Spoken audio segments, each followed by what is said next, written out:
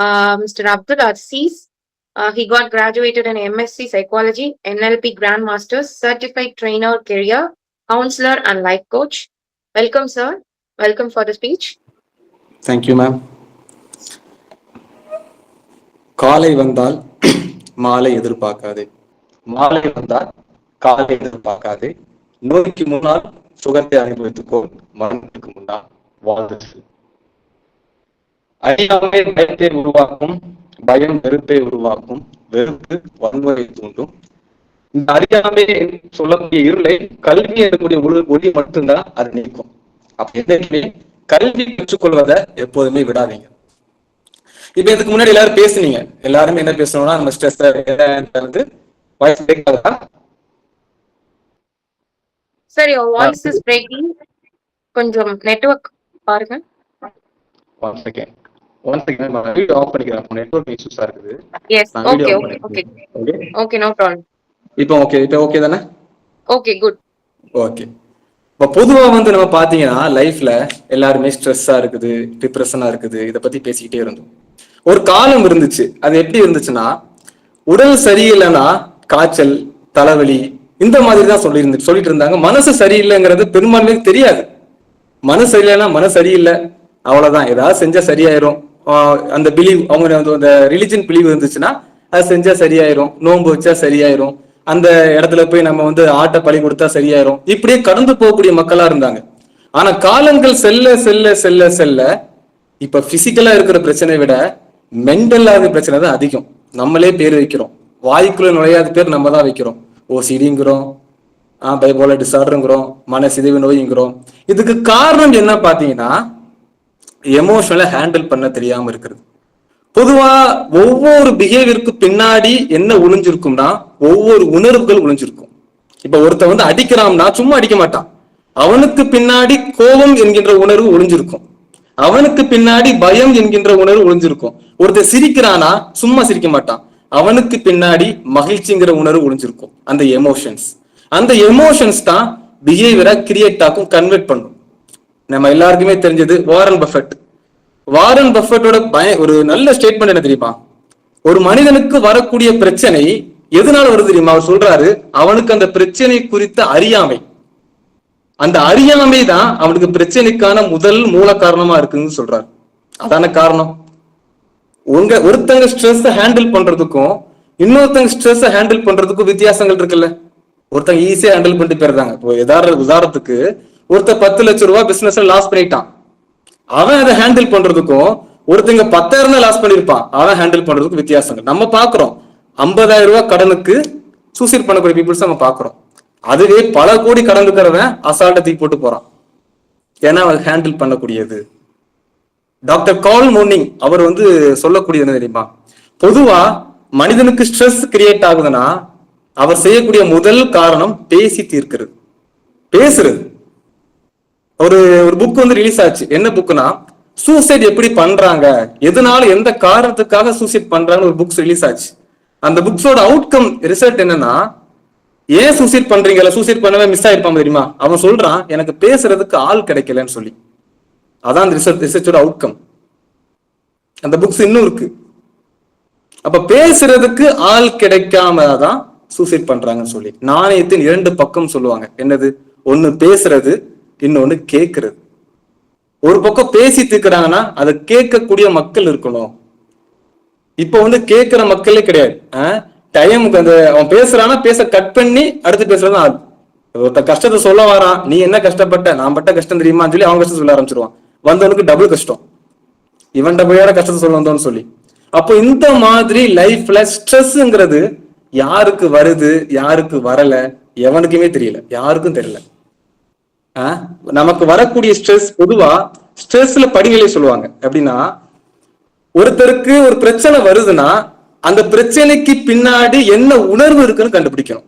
அப்ப எனக்கு ஒரு பிரச்சனை வருது, நான் பதட்டம் ஆகுறேன், எதுனால நான் பதட்டம் ஆகுறேன்? நான் பயப்படுறேன், எதனால பயப்படுறேன்? எனக்கு கோபம் வருது, எதனால கோபம் வருது? அப்ப உள்ளத்தை பத்தி, மைண்ட பத்தி நல்லா தெரிஞ்சுக்கணும். இதான் ஸ்ட்ரெஸ்.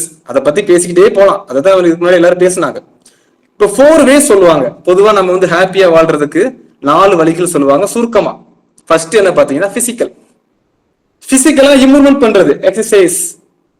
அதாவது உடல் கெட்டு போனாலும் உள்ளம் கெட்டு போயிரும், உள்ளம் கெட்டு போனாலும் உடல் கெட்டு போயிரும். இந்த ரெண்டுமே ஒன்றிணைந்தது.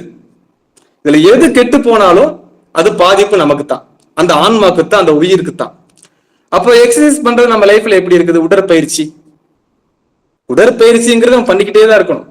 அதை நம்ம ஷார்ட்டா சொல்றாந்தா காலையில மார்னிங் வாக்கிங் போவாங்க. வாக்கிங் போறத பாத்தீங்கன்னா பேசிக்கிட்டே போறது, பேசிக்கிட்டே வருது. அதான் வாக்கிங் போறதுக்கான பர்பஸ் என்ன? பேசுறது தப்பு இல்ல, போங்க. ஆனா ஒரு குறிப்பிட்ட டைம் நான் அந்த இடத்துல வாக்கிங் தான் பண்ணுவேன். அந்த வாக்கிங் போறது, அந்த டயத்தை முடிச்சுட்டு அடுத்து பண்றது. ஸோ இது பிசிக்கலா பண்ணக்கூடிய ஒரு வழிகள். ரெண்டாவது பாத்தீங்கன்னா மென்டல் ஹெல்த். பெரும்பாலும் மென்டல் ஹெல்த்ல இதுக்கு முன்னாடி 2 பேர் சொல்லிட்டாங்க. என்னன்னா கிராட்டிடியூட். பொதுவா சொல்லுவாங்க, இருப்பவனுக்கு கொடுக்கப்படும், இல்லாதவனிட்டு இருந்து எடுக்கப்படும் சொல்லுவாங்க. தமிழ் ஒரு பழமொழி இருக்கு. அதனால இருப்பவனுக்கு கொடுக்கப்படும், இல்லாதவனுக்கு எடுக்கப்படும்னா என்ன? பணமா? யாருக்கு நன்றி செலுத்தக்கூடிய மனப்பான்மை இருக்குதோ அவனுக்கு கொடுக்கப்படும், யாருக்கு நன்றி செலுத்தக்கூடிய மனப்பான்மை இல்லையோ அவன்கிட்ட இருந்து எடுக்கப்படும். இதுதான் வித்தியாசங்கள். அப்போ கிராட்டிடியூடுங்கிறது நம்ம லைஃப்ல எப்போதுமே இருக்கணுங்க. Mindfulness, living the moment. Living, இப்ப நான் ஸ்டார்டிங் சொன்னது, காலை வந்தால் மாலை எதிர்பார்க்காதே, மாலை வந்தால் காலை எதிர்பார்க்காது. இது என்ன சொல்லுது? லிவிங் த பிரசன்ட் தானே சொல்லுது. அதை வாழ்றோமா? அதானே கஷ்டம். சோ கிராட்டிடியூட் பண்ணக்கூடிய நம்ம லைஃப்ல எப்படி பண்றோம், எதுக்காக பண்றோம்? பொதுவா நம்ம சொல்லுவான், கிடைச்சது வச்சு திருப்தியா இருங்க, கிடைச்சி வச்சு திருப்தியா இருங்கம்பாங்க. அவனுக்கு திருப்தியாவே இருப்பான், ஆனா உள்ள ஏத்துக்க. ஆனா அவன் எதிர்பார்த்தது 1 லட்சம், கிடைச்சது என்னமோ 10,000 தான் எனக்கு. ஆனா கேட்டீங்கன்னா திருப்தியா இருக்கேன்பான். அது அப்படி கிடையாது. கிராட்டிடியூடுங்கிறது நீங்க எதிர்பார்த்தது கிடைக்குதோ கிடைக்கலையோ திருப்தியோட அதை நீங்க நன்றி செலுத்துறது தான். அதான் கிராட்டிடியூட். உண்மையான கிராட்டிடியூட் அதான். அடுத்து எமோஷன்.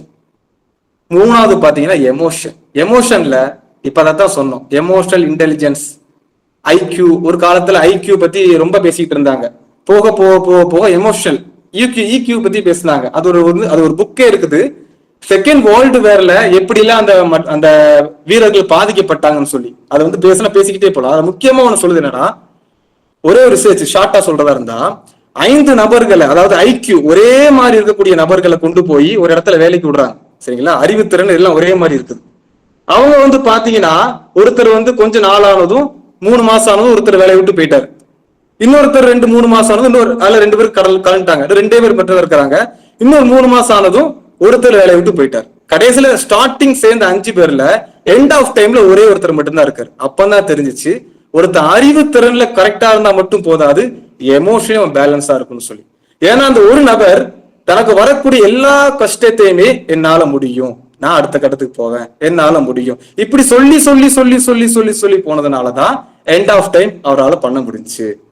அப்ப எமோஷனல், பொதுவா எமோஷன்ல நம்ம எதை வளர்த்துக்கணும்னு நீங்க கேட்டீங்கன்னா, ஒண்ணு பெருமை, இன்னொன்னு நிதானம். இந்த 2யுமே நம்ம வளர்த்துக்கணும். எமோஷன்ஸ்ல எதுவுமே இருக்கக்கூடாதுன்னா பெருமையும் பொறாமையும். இந்த 2 உணர்வுகளை தான் ஃபர்ஸ்ட் மனிதனை அழிக்கும். பெருமையும் பொறாமையை தான் ஒருத்தனை ஒண்ணுமே இல்லாம ஆக்கி விட்டுரும். யாருக்கிட்ட எல்லாம் பெருமை இருக்குதோ, யாருக்கிட்ட எல்லாம் பொறாமை இருக்குதோ, இது எல்லாமே அவனை அழிச்சிரும். அப்ப எமோஷன்ஸ் நம்ம எவ்வளவு ஹேண்டிலா இருக்கிறோம். டேல் கார்னகி அவர் எழுதின புக்ஸ் ரொம்ப சூப்பரா இருக்கும். அதுல ஒரு ஸ்டோரி சொல்றாரு, அற்புதமான ஸ்டோரி. ஒரு மரத்தை ஒப்பிட்டு சொல்றாரு. ஆலமரத்தை பாத்தீங்கன்னா, பொதுவா எக்ஸாம்பிள் சொல்றேன், அது என்ன மரமா இருக்கட்டும், அந்த மரம் பாத்தீங்கன்னா பெரிய இடி, மின்னல், அதுக்கப்புறம் பெய்யக்கூடிய மழை எல்லாத்தையுமே தாங்கிரும். ஆனா அதுல கரையா கூடு கட்டுச்சுன்னு வைங்களேன், அந்த கரையான் ரொம்ப எல்லா இடத்துலயும் கூட்டு கட்டுதுன்னா அந்த கரையை அரிச்சு அரிச்சு அரிச்சு அரிச்சு அரிச்சு அரிச்சு அந்த மரத்தையே சாச்சிரும். அந்த மாதிரிதான் லைஃப சொல்றாரு. நம்ம லைஃப்ல பெரிய பெரிய விஷயங்களை நம்ம ஃபேஸ் பண்ணதுக்கு ரெடியா இருப்போம். பெரிய பெரிய விஷயங்கள் நடந்தாலும் கடந்து போயிடுவோம். ஆனா சின்ன சின்ன சின்ன விஷயங்களை நம்ம அலோவ் பண்ண அது உங்களை அரிச்சு அரிச்சு அரிச்சு அரிச்சு ஒரே ஐடியா சாச்சிருக்கும். இதான் டேல் கார்னகி சொல்லக்கூடிய அழகான ஒரு உதாரணம். அடுத்து பாத்தீங்கன்னா சோசியல் என்ன? Helping someone, help the someone. அந்த நம்ம சம்ஒன் சொன்னோம், நம்ம நல்ல ஞாபகம் வரும். இப்போ இருக்க காலம் மத்தவங்களுக்கு பாஞ்சு பாஞ்சு ஹெல்ப் பண்ற மாதிரி இருக்குது. ஒருத்தர் உதவின்னு கேட்டா உதவி செய்யறதுக்கு எத்தனை பேர் போறோம். அப்படிப்பட்ட காலத்துல நம்ம இருக்கோமா இல்லையா? அப்படிப்பட்ட காலத்துல இருக்கிறோம். அப்படி இல்லைன்னா ஹெல்பிங் சம்ஒன். பூமியில் இருப்பது மீது இரக்கம் காட்டுங்கள், இறைவன் உங்கள் மீது இரக்கம் காட்டுவான். NLPல அதாவது ஜாக்மா சொல்லக்கூடிய ஸ்டேட்மெண்ட், யார் மத்தவங்களுக்காக தன்னோட வாழ்க்கையை அர்ப்பணிக்க, அவர் பிசினஸ் லீடரா சொல்லுவார், யார் மத்தவங்களுக்காக தன்னோட பிசினஸ் ஸ்டார்ட் பண்ண முயற்சி பண்றாரோ அவரோட பிசினஸ் தான் வளரும் சொல்றாரு. அதோட அர்த்தம் என்னன்னா, மத்தவங்களுக்காக யாரு தன்னோட கற்ற கல்விய மத்தவங்க பயன்பெறணும், நான் தான் சம்பாதித்தது மற்றவங்களும் பயன்பெறும் யாரும் முயற்சி செய்யறாங்களோ அவங்களுக்கு இம்ப்ரூவ்மெண்ட் இருக்கும்னு சொல்லி. அப்ப இதெல்லாம் பிசிக்கல், மென்டல், எமோஷன், சோசியல், இது எல்லாமே நம்ம எந்த அளவுக்கு நம்ம பேலன்ஸா இருக்கிறோம் அதை நம்ம பார்த்துக்கிறோம். கடைசியா டாக்டர் MR காப்மேயர் அவரு தன்னோட புத்தகத்துல வந்து மென்ஷன் பண்றாரு, வரலாற்றை வந்து ஹிஸ்டரிய வந்து எல்லாருமே வந்து டேக் அவுட் பண்ணுவாங்க, எல்லாம் ஆராய்ந்து ஹிஸ்டரிய வந்து நல்லா அலசி ஆராய்ஞ்ச மக்கள் கிட்ட போய் கேட்கிறாரு, நீங்க நிறைய ஹிஸ்டரிய பார்த்திருக்கிறீங்க, நிறைய ஹிஸ்டரிய நீங்க ஆய்வு பண்ணியிருக்கிறீங்க, அந்த ஹிஸ்டரியோட முடிவுல நீங்க என்ன சொல்ல விரும்புறீங்கன்னு கேட்கிறாங்க. அப்ப அவர் வரலாற்று ஆசிரியர்ல ஒரு குறிப்பிட்ட வரலாற்று ஆசிரியர் சொல்றாரு, நேம் குறிப்பிடல அவர் புத்தகத்துல. அவர் சொல்றாரு, அவர் ஒரு அழகான வார்த்தை சொல்றாரு, எப்படின்னா, இரவின் இருள் சூழும் போதுதான் நட்சத்திரங்கள் வெளியே வரும் சொல்றாரு. அதே மாதிரி அதை சொல்லிட்டு அதுல அர்த்தம் என்னன்னா, வாழ்க்கையில எப்பமெல்லாம் இருள் சூழுதோ அப்பம்தான் வெளிச்சங்கிற ஒன்று உருவாகும்னு சொல்லி, நம்ம இருள் அடையும் போதுதான் இரவு அடையும் போதுதான் பகலை எதிர்பார்த்து இருப்போம். அதே மாதிரி லைஃப்ல உங்களுக்கு எப்பமெல்லாம் ஸ்ட்ரகிள் நீங்க ஃபேஸ் பண்றீங்களோ அது உங்களுக்கு முடிவுக்கான நேரம் அல்ல, அது தொடக்கத்துக்கான ஆரம்பம். ஆபிரகாம் லிங்கனோட ஸ்டோரியில சொல்லியிருப்பார். ஆபிரகாம் லிங்கன் எல்லாருக்குமே தெரியும்.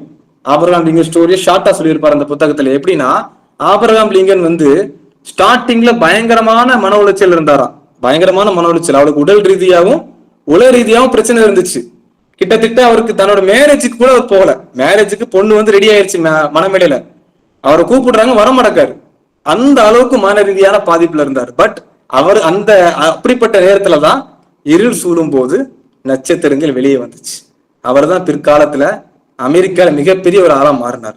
அவரோட கொடி, அவர் அந்த ப்ளூ, அமெரிக்கால பாத்தீங்கன்னா ப்ளூ கொடி அவரை தான் வந்து அதை குறிப்பிடும்.